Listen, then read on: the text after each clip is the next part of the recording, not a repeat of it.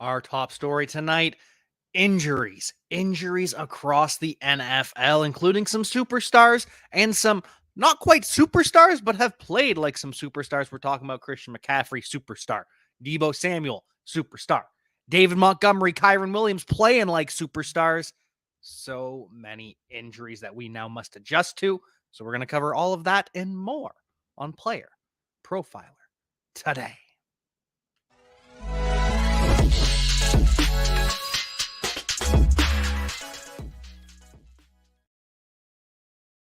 And so, of course, we start with the biggest superstar in fantasy football, not real football. That is obviously Taylor Swift's boyfriend, Travis Kelce. But in fantasy football, there is no bigger superstar than Christian McCaffrey. The way he has played to start the season, he is the clear MVP. He should have gone 101 over Justin Jefferson, and that was before the Justin Jefferson injury. But we just didn't know what to expect with Christian McCaffrey. It was such a small sample size with the 49ers. And we had an even smaller sample size where Elijah Mitchell was cutting into some of that workload. And so we took the safe pick in Justin Jefferson, Jamar Chase.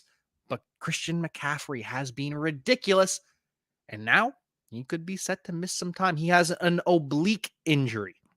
And we saw Jalen Waddle was fine with his oblique injury. He played through it. We also saw Tua Tagovailoa play through an oblique injury. So we have seen players go through an oblique injury. We saw Amon-Ra St. Brown his was an abdominal, not an oblique, but we have seen players in the past deal with an oblique injury, play through it, and they're fine. They don't really suffer. But what has us a little bit worried is Christian McCaffrey had an MRI today, and we don't have the results of the MRI. Usually, when it's not a big deal, we hear right away teams can't wait to tell us how healthy this player is, even with their injury. Haven't heard anything about Christian McCaffrey yet, though we have heard that he's got a chance to play Monday. The 49ers have said that all three of their injured superstars do have a chance to play. So we'll follow the practice reports throughout the week, whether or not Christian McCaffrey practices, and he'll have the extra day. We'll find out on Saturday whether or not Christian McCaffrey practices this week because they play on Monday night. So they get the extra day of recovery.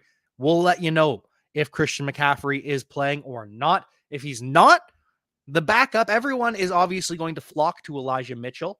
And Elijah Mitchell is the best backup for the 49ers. But Elijah Mitchell has also struggled with health. And we saw in Elijah Mitchell's first game back coming off the knee injury, again, another injury for Elijah Mitchell, that it was Jordan Mason, not Elijah Mitchell, that was in there first. Now, I do expect with another week to get healthy that we will see more Elijah Mitchell, especially because Elijah Mitchell is just better than Jordan Mason. He is more electric. He is a better runner of the football. He can do more in the passing game.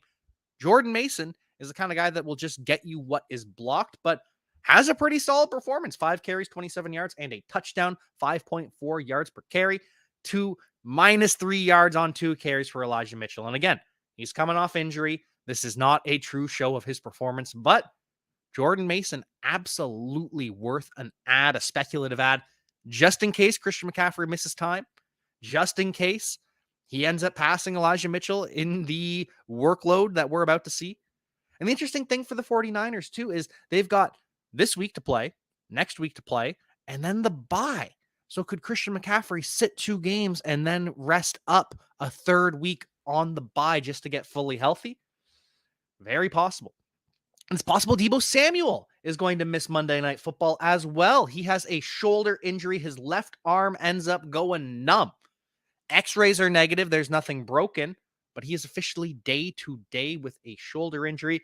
And if anything happens to Deebo Samuel, it's going to be Ray McCloud who fills right in for that role. I know what you're thinking. Well, Jawan Jennings is the wide receiver 3, so wouldn't he be the new wide receiver 2 with Deebo out? No, not the way the 49ers run their offense, because we all know Deebo Samuel's not a true wide receiver. He's got this super specialized role, and his direct backup is Ray McCloud. So even though Jawan Jennings is the wide receiver 3, Ray McCloud, when Deebo goes down, he ends up playing more snaps, running more routes than Jawan Jennings because of what he can offer as a runner out of the backfield, taking jet sweeps.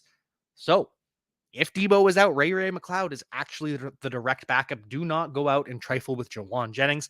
And the final injury for the 49ers that we got to talk about, Trent Williams. He's got an ankle injury, not a high ankle. Sounds like it's a low ankle sprain, but he is officially day to day. We'll see.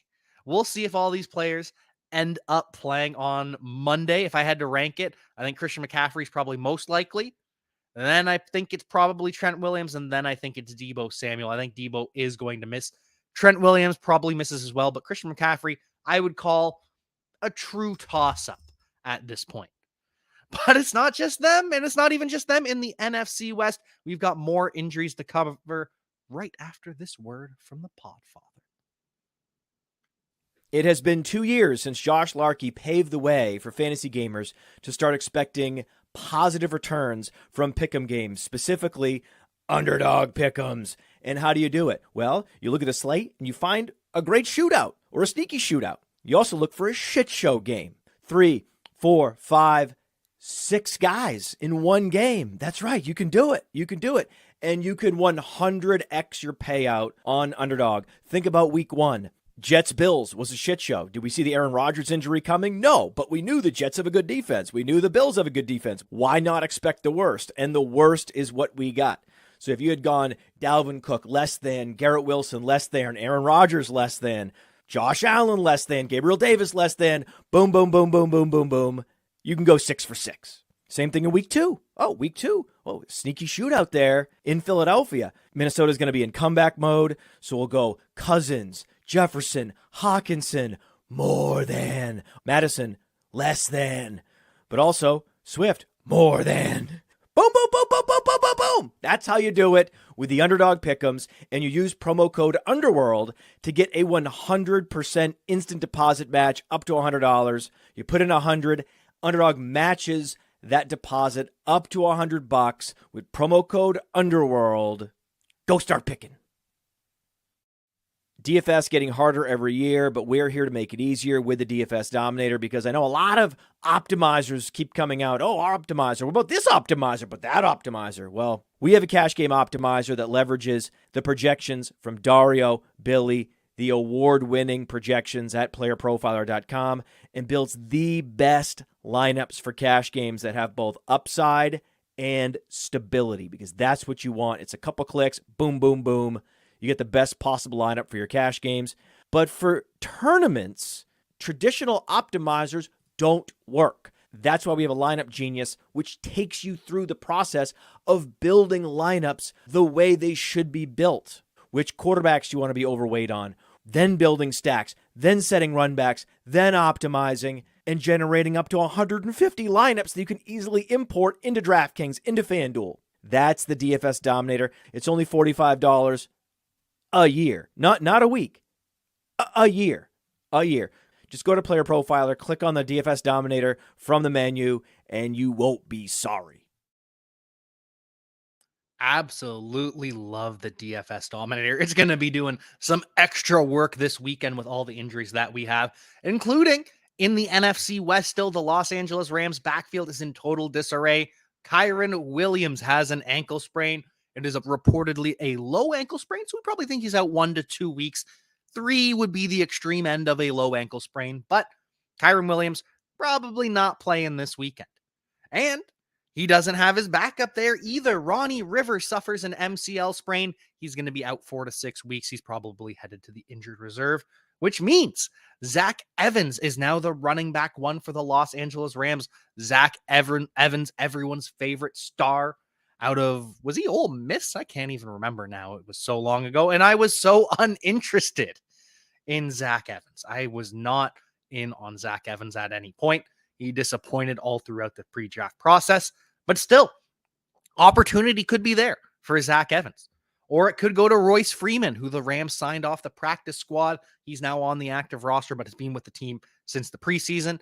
Or it could just be Darrell Henderson. He's back, signed to the practice squad. Obviously, he's going to take some time to get into game shape, but Darrell Henderson knows this offense. And as we just saw from the Arizona Cardinals, they weren't afraid to put a veteran running back who knows the offense in Damien Williams into the lineup.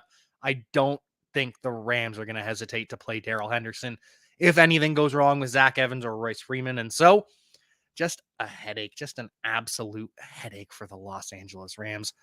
Hate to see it, but we're going to be without a clear answer at running back for Los Angeles, at least with the Lions. David Montgomery is out. We know what to expect. David Montgomery dealing with a rib cartilage injury. That's what connects the rib bones to the sternum right here. And so last year, we had a similar injury. Alvin Kamara misses one game with a cartilage injury. David Montgomery probably going to miss at least one game. But then they play the Raiders on Monday Night Football. Do you need David Montgomery for the Las Vegas Raiders, especially when you've got a bye after that? So David Montgomery very well could end up missing 2 games. It would be 3 games that you're without him because he has the bye week after that. But that'll be the decision that the Lions have to make. In the meantime, Jahmyr Gibbs is ramping back up to play. He's missed the past 2 games with a hamstring injury, but Dan Campbell says it looks good for his chances to play this weekend. So could we finally see the Jahmyr Gibbs breakout? Could we finally see him truly unleashed? It is absolutely possible against the Baltimore Ravens, a defense that performed well this past week, but they've had their ups and downs. The Ravens defense isn't what it once was, but they've improved throughout the season. But I still think Jahmyr Gibbs could make a play or two. We'll also see a little bit of Craig Reynolds. Craig Reynolds, the big block to spring him on Ross St. Brown for the touchdown that's gone viral this weekend. He is the RB3 for the Detroit Lions, and he steps in for David Montgomery. Doesn't do a whole lot against the Tampa Bay Buccaneers because it's a stout run defense, but expect to see him getting some of the grinder carries for the Detroit Lions. They also have Devine Ozigbo on the practice squad. He was elevated last week with Jahmyr Gibbs out, so expect to see him as the RB3. And Muhammad Ibrahim, the rookie running back undrafted out of Minnesota. He re-signs to the practice squad for the Detroit Lions.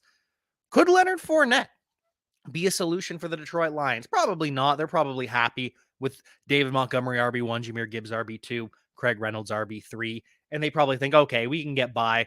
It'll suck with the Ravens to just have Jahmyr Gibbs and Craig Reynolds, but against the Raiders, it'll be fine, and then after that, we're going to be fully healthy. So that's probably the Lions' thoughts. The Ravens could also use Leonard Fournette, given what we've seen from the Ravens' backfield. Justice Hill's dealt with injuries. Gus Edwards isn't the player that he used to be. We're all waiting for the Keaton Mitchell breakout, but could the Leonard Fournette end up with the Ravens? Or could Leonard Fournette end up with the Rams? At this point, it seems unlikely now that they've already signed Darrell Henderson to the practice squad, but we can dream. Anyways, it doesn't get better from here on out. The injuries around the NFL just never stop. They are all so bad. Justin Fields.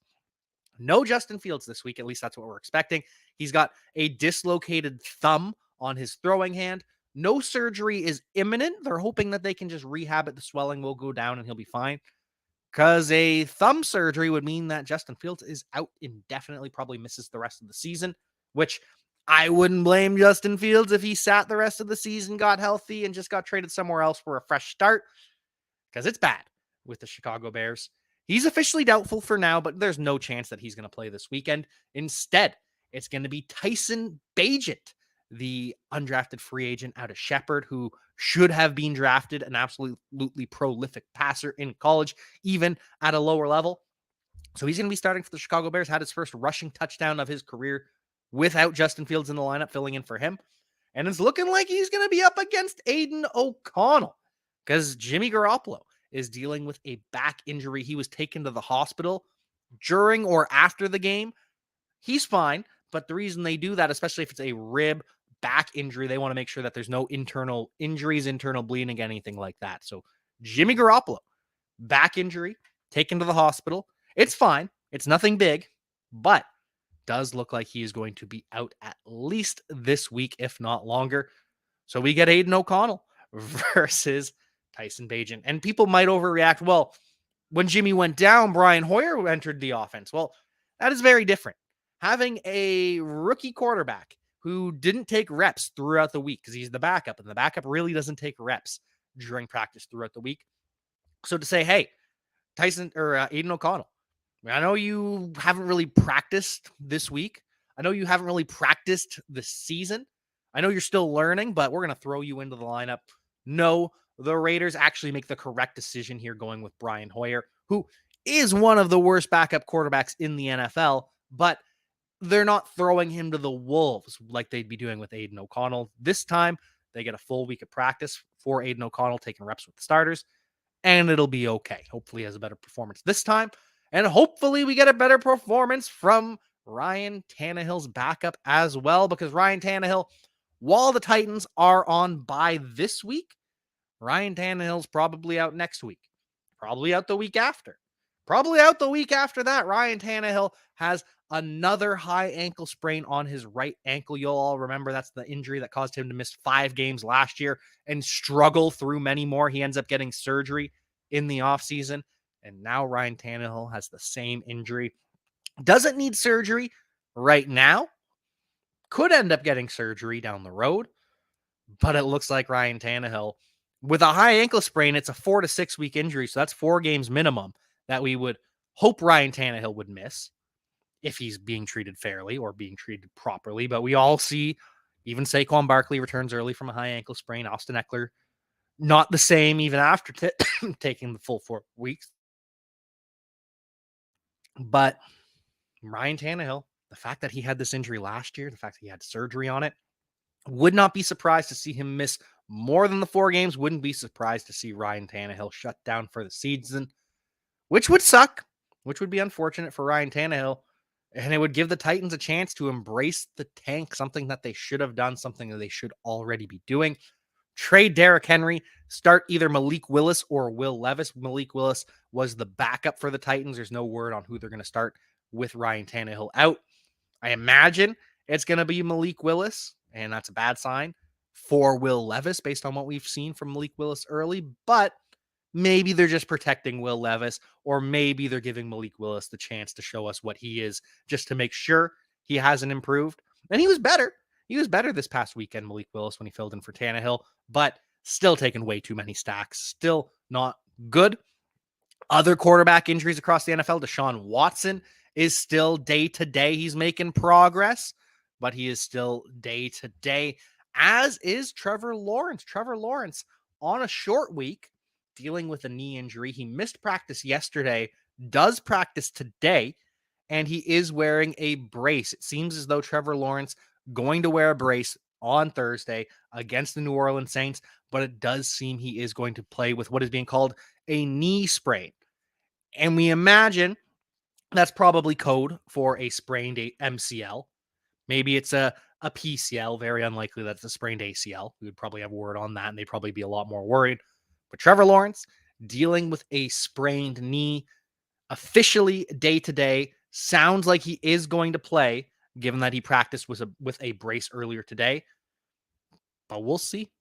If Trevor Lawrence does miss CJ Beathard, 2-10 in his NFL career, 18 touchdowns to 14 interceptions, he would be the one to start for the Jaguars. Also looks like the Jags are not going to have Zay Jones. He doesn't practice today or yesterday. As for the Saints, it's a little bit better for the Saints. Derek Carr, limited Monday, upgraded to full on Tuesday. Remember, he's dealing with that shoulder, clavicle, collarbone injury that he suffered. So Derek Carr looks like he is recovering well. His backup, or at least his third string backup, Jake Haener, returns from a 6-game suspension. He has been activated, and he will return to the Saints roster. Late round draft pick by the New Orleans Saints. Chris Olave is limited with a toe injury. Jawan Johnson still not practicing, still dealing with a calf injury. Still doesn't look like he's ready to make his return. Saints fans are upset because Jawan Johnson has missed a bunch of time. He's missed enough time that they should have just put him on injured reserve, but mistakes were made. They thought Jawan Johnson could get through it, like Joe Burrow has with his calf injury. Doesn't work. And so Jawan Johnson stays injured. They do get Jamal Williams back at practice, though. He's limited today and yesterday. Looks like Jamal Williams will make his return. Will be interesting to see if he's the RB2 or RB3, whether it's Jamal Williams or Kendry Miller as the backup to Alvin Kamara. Remains to be seen. Jamal Williams still officially on injured reserve, but he's working his way back from the hamstring injury. Deontay Johnson looking to make his return from injured reserve as well. Also a hamstring injury. His status on Sunday will be determined by how much he practices this week. So it's starting to look good for Deontay Johnson's return. Same with Pat Freiermuth. Pat Freiermuth also dealing with a hamstring injury. He plans to play against the Los Angeles Rams this weekend, and they might have their left tackle Dan Moore back. He misses week 5 with an MCL. Then the Steelers have the bye. Plans to play, but will he be starting? Because Broderick Jones looked pretty damn good for the Pittsburgh Steelers, the rookie first-round pick that they traded up for. Lots of influx with the Pittsburgh Steelers lineup. Lots of influx with injuries across the NFL, but some things are starting to look better, including Kyler Murray. Kyler Murray may make his return to practice tomorrow, which would mean the Cardinals have 21 days to activate Kyler Murray from the injured reserve, which means in 3 weeks, at most, the Cardinals will have to decide whether Kyler Murray is returning this season or if he's just going to stay on IR all year. But it looks good for the Kyler Murray return. He's going to start practicing as soon as tomorrow. Looking good. Looking good for Kyler Murray. Looking good for Aaron Rodgers, who continues to say that he is way ahead of schedule. He is still pushing to return for the New York Jets. Remember, Cam Akers, 5 months and 28 days. But if we go essentially 6 months from September, October, November, December, January, February, March. No. Even if Aaron Rodgers is superhuman, he's not returning this year from the torn Achilles. Not happening. Speaking of the Packers, though, and Aaron Rodgers and his former team, Aaron Jones practices in full today. Finished as the running back 1 the last time he was fully healthy against the Chicago Bears, and now gets the Denver Broncos. Whoo! If Aaron Jones finally returns, is finally healthy, very exciting, very enticing against the Denver Broncos. Now, some will panic because the Packers also signed James Robinson, the former Jaguars running back, but nothing to fear here. This is actually an indictment on Patrick Taylor, who has been the third string running back for the Packers for a couple of years now. Hasn't done anything at any point, and now it looks like he is on his way out and is going to be replaced by James Robinson. Not an indictment on Aaron Jones. Moving on to another injury around the NFL, but this time to a rookie. It's Anthony Richardson. Anthony Richardson, his shoulder is still being evaluated. And according to owner Jim Irsay, he's probably going to be done for the season. He's probably going to have season-ending shoulder surgery. But this isn't news. People are overreacting to this, acting like, oh, this is brand new information. Anthony Richardson is officially done. This is so bad. No, we already knew this. We've been talking about this since the injury happened, that, okay, Colts are going to wait 3 weeks. At that point, they will decide, is this injury worth continuing to rehab? Is the rehab going well? Or will he get shoulder surgery? So no, I am not overreacting to Jim Irsay talking about injuries because he doesn't know. He just doesn't. He's not a physiotherapist. He's not a doctor. He is just a guy talking, answering a question. And yeah, there's a good chance Anthony Richardson does get season-ending shoulder surgery. But we're not going to know for at least another 2 weeks. So we'll find out then if Anthony Richardson is getting his shoulder surgery. Other Colts to be injured. Alec Pierce suffers a shoulder injury. Monitor that, whether or not he's going to be out. Kylen Granson is in concussion protocol, the tight end for the Colts. And Grover Stewart, defensive tackle, he is suspended for 6 games for violating the PED rules of the NFL. Other rookies around the NFL, wide receivers. We've got some pretty good wide receivers. Jaxon Smith-Njigba in his first game coming out of the bye. Great news. 40 routes run for Jaxon Smith-Njigba out of the bye week. Looks like the Seahawks are making a conscious effort to feature him more in the lineup. Only 2 less routes than Metcalf and Lockett. 5 targets for Jaxon Smith-Njigba. That's fine as well. Second, or technically third, behind Metcalf and Lockett, who tie with 8 targets. So that's all fine for JSN. Jordan Addison sees a lot more playing time. He is now officially in 2 wide receiver sets for the Minnesota Vikings. 5 targets, ties for second on the team with KJ Osborne. We want to see him out target KJ Osborne, obviously, but 28 yards and a TD. I'm all right with that. Zay Flowers scores his first touchdown of his NFL career as well. 8 targets, leads the team. Zay Flowers is the wide receiver 1 out of all the rookies this year. Long term, I still prefer JSN and Jordan Addison, but Zay Flowers is the guy this year. But it's not all sunshine. It's not all sunshine for these wide receivers. You already know Quentin Johnston 0 receptions, 2 targets. One of his targets, he gets absolutely bodied by Stephon Gilmore on the game-ending interception. If Quentin Johnston is a stronger wide receiver, stronger route runner, no pick. Game continues to go.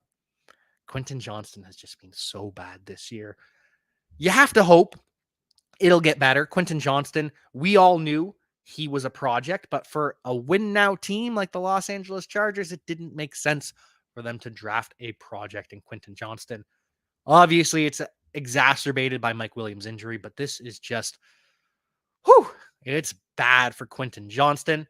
Other good rookies, though, Bijan Robinson, good news. He runs a season-high 45 routes. So Bijan Robinson is who we thought he was. And Michael Mayer looks like he is who we expected him to be as well. Career high snaps, routes, targets, receptions, yards across the board. This is the best game of Michael Mayer's career. Second on the team in targets. He has 6, one more target than Devontae Adams, one less target than Jacoby Myers. Tied for team lead with 5 receptions and leads the Raiders with 76 yards. So Michael Mayer looks like the breakout is here. Luke Musgrave, mini breakout last week. Didn't play this week. He was on bye. And I guess it's not a true breakout for Michael Mayer yet, but it is coming. This tight end class is absolutely ridiculous. Other news across the NFL, Dameon Pierce sees fewer snaps than Devin Singletary for the first time this year. Not good. Not good at all. Maybe go out and add Devin Singletary. Maybe he's the new RB1 for the Houston Texans. I know he's just a guy, but so is Dameon Pierce. And if they're both just guys, whoever's getting the snaps is the one that's worth something in fantasy football. So keep an eye on that. It's just a 1-week thing so far, but 52% of the snaps played for Devin Singletary, only 35 for Dameon Pierce. Something to monitor. It's absolutely something to monitor. Whereas Isiah Pacheco, season high 89% of the carries for the Kansas City Chiefs. Isiah Pacheco is the bell cow that we were hoping for. Other news and notes across the NFL. Carolina Panthers have made a change at offensive coordinator, or at least at play caller. Thomas Brown, the offensive coordinator, he will now call plays for Bryce Young. Frank Reich is stepping down. And this is just a mess in Carolina. We've already heard the divide that, not good between Frank Reich and the owner, David Tepper. That there was some disagreement on who was going to be taken first overall.